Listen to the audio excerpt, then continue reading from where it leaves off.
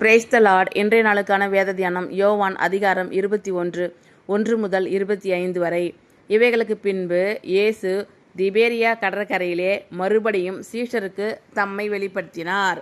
வெளிப்படுத்தின விவரமாவது, சீமோன் பேதுருவும் திதிமு என்னப்பட்ட தோமாவும் கலிலேயா நாட்டிலுள்ள கானா ஊரானாகிய நாத்தான்வேலும் செபேதேயுவின் குமாரரும் அவருடைய சீஷரில் வேறு 2 பேரும் கூடியிருக்கும்போது சீமோன் பேதுரு மற்றவர்களை நோக்கி, மீன் பிடிக்கப் போகிறேன் என்றான்.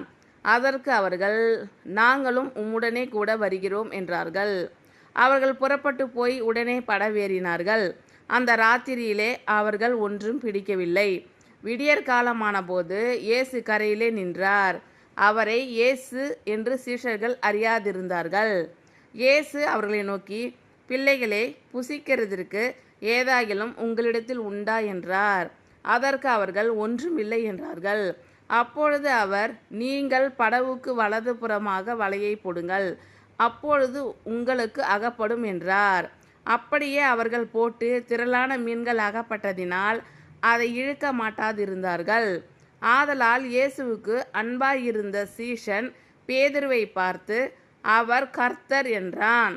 அவர் கர்த்தர் என்று சீமோன் பேதுரு கேட்டவுடனே தான் வஸ்திரம் இல்லாதவனாய் இருந்தபடியினால் தன் மேற்சட்டையை கட்டி கொண்டு கடலிலே குதித்தான்.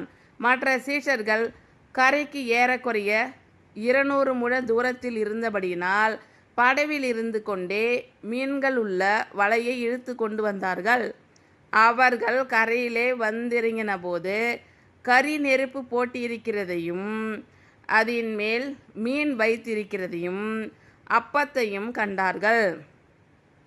இயேசு அவர்களை நோக்கி, நீங்கள் இப்பொழுது பிடித்த மீன்களில் சிலவற்றை கொண்டு வாருங்கள் என்றார்.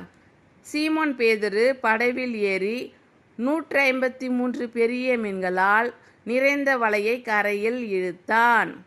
இத்தனை மீன்கள் இருந்தும் வலை கிழியவில்லை. இயேசு அவர்களை நோக்கி, வாருங்கள், போஜனம் பண்ணுங்கள் என்றார். அவரை கர்த்தர் என்று சீஷர்கள் அறிந்தபடியினால் அவர்களில் ஒருவனும் நீர் யார் என்று கேட்க துணியவில்லை.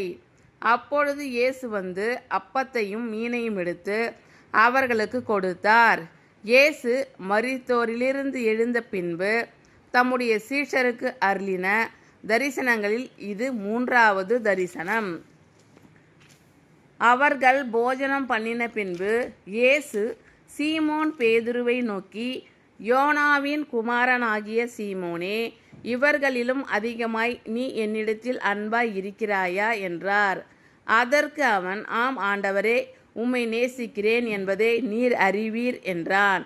அவர், என் ஆட்டுக்குட்டிகளை மேய்ப்பாயாக என்றார். 2ஆம் தரம் அவர் அவனை நோக்கி, யோனாவின் குமாரனாகிய சீமோனே, நீ என்னிடத்தில் அன்பாய் இருக்கிறாயா என்றார். அதற்கு அவன், ஆம் ஆண்டவரே, உம்மை நேசிக்கிறேன் என்பதை நீர் அறிவீர் என்றான். அவர், என் ஆடுகளை மேய்ப்பாயாக என்றார். 3ஆம் தரம் அவர் அவனை நோக்கி, யோனாவின் குமாரனாகிய சீமோனே, நீ என்னை நேசிக்கிறாயா என்றார். என்னை நேசிக்கிறாயா என்று அவர் 3ஆம் தரம் தன்னை கேட்டபடியினாலே பேதுரு துக்கப்பட்டு, ஆண்டவரே, நீர் எல்லாவற்றையும் அறிந்திருக்கிறீர், நான் உம்மை நேசிக்கிறேன் என்பதையும் நீர் அறிவீர் என்றான். இயேசு, என் ஆடுகளை மேய்ப்பாயாக என்றார். நீ இள வயதுள்ளவனாய் இருந்தபோது உன்னை நீயே அரை கட்டி கொண்டு உனக்கு இஷ்டமான இடங்களிலே நடந்து திரிந்தாய். நீ முதிர் வயது உள்ளவனாகும்போது உன் கைகளை நீட்டுவாய். வேறொருவன் உன் அறையை கட்டி உனக்கு இஷ்டமில்லாத இடத்துக்கு உன்னை கொண்டு போவான் என்று மெய்யாகவே மெய்யாகவே உனக்கு சொல்லுகிறேன் என்றார். இன்னவிதமான மரணத்தினாலே அவன் தேவனை மகிமைப்படுத்த போகிறான் என்பதை குறிக்கும்படியாக இப்படி சொன்னார். அவர் இதை சொல்லிய பின்பு அவனை நோக்கி, என்னை பின்பற்றி வா என்றார். பேதுரு திரும்பி பார்த்து, இயேசுவுக்கு அன்பாய் இருந்தவனும் போஜனம் பண்ணுகையில் அவர் மார்பிலே சாய்ந்து, ஆண்டவரே, உம்மை காட்டி கொடுக்கிறவன் யார் என்று கேட்டவனமாகிய சீஷன் பின்னே வருகிறதை கண்டான். அவனை கண்டு பேதுரு இயேசுவை நோக்கி, ஆண்டவரே, இவன் காரியம் என்ன என்றான். அதற்கு இயேசு, நான் வருமளவும் இவன் இருக்க உனக்கு சித்தமானால் உனக்கென்ன, நீ என்னை பின்பற்றி வா என்றார். ஆகையால் அந்த சீஷன் மரிப்பதில்லை என்கிற பேச்சு சகோதரருக்குள்ளே பரம்பிற்று. ஆனாலும் அவன் மரிப்பதில்லை என்று இயேசு சொல்லாமல், நான் வருமளவும் இவன் இருக்க எனக்கு சித்தமானால் உனக்கென்னவென்று சொன்னார். அந்த சீஷனே இவைகளை குறித்து சாட்சி கொடுத்து இவைகளை எழுதினவன். அவனுடைய சாட்சி மெய்யென்று அறிந்திருக்கிறோம். இயேசு செய்த வேறு அநேக காரியங்களும் உண்டு. அவைகளை ஒவ்வொன்றாக எழுதினால் எழுதப்படும் புஸ்தகங்கள் உலகம் கொள்ளாதென்று எண்ணுகிறேன். இவைகளுக்கு பின்பு இயேசு திபேரியா கடற்கரையிலே மறுபடியும் சீஷருக்கு தம்மை வெளிப்படுத்தினார். வெளிப்படுத்தின விவரமாவது, சீமோன் பேதுருவும் திதிமு என்னப்பட்ட தோமாவும் கலிலேயா நாட்டிலுள்ள கானா ஊரானாகிய நாத்தான்வேலும் செபெதேயுவின் குமாரரும் அவருடைய சீஷரில் வேறு 2 பேரும் கூடியிருக்கும்போது, சீமோன் பேதுரு மற்றவர்களை நோக்கி, மீன் பிடிக்கப் போகிறேன் என்றான்.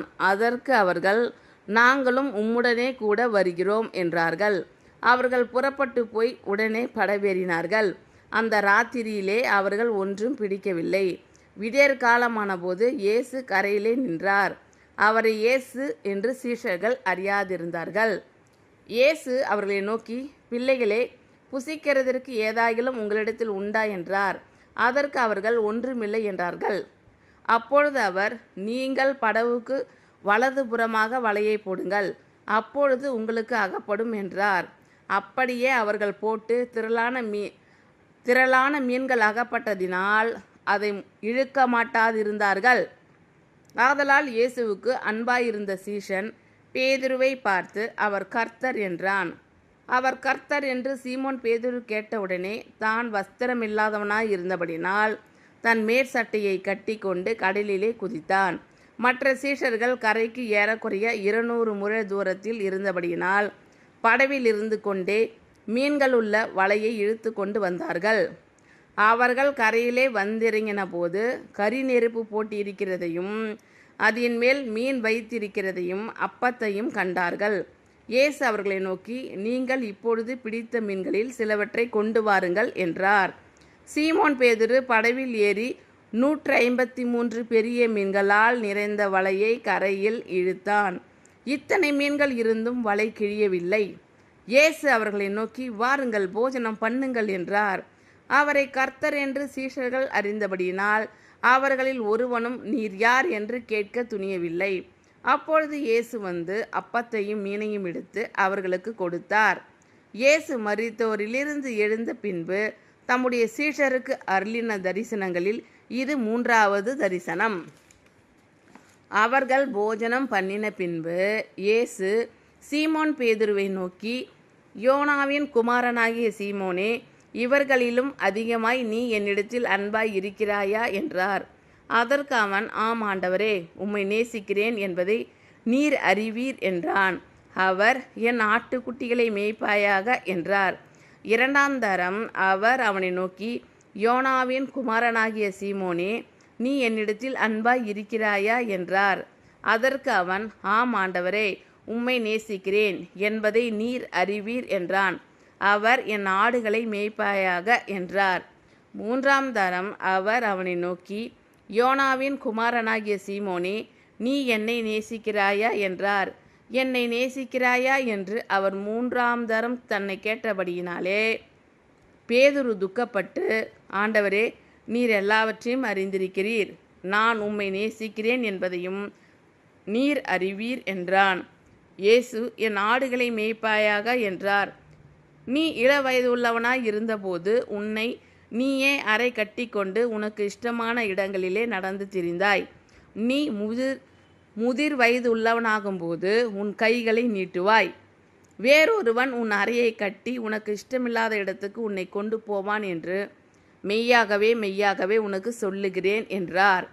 இன்னவிதமான மரணத்தினாலே அவன் தேவனை மகிமைப்படுத்த போகிறான் என்பதை குறிக்கும்படியாக இப்படி சொன்னார்.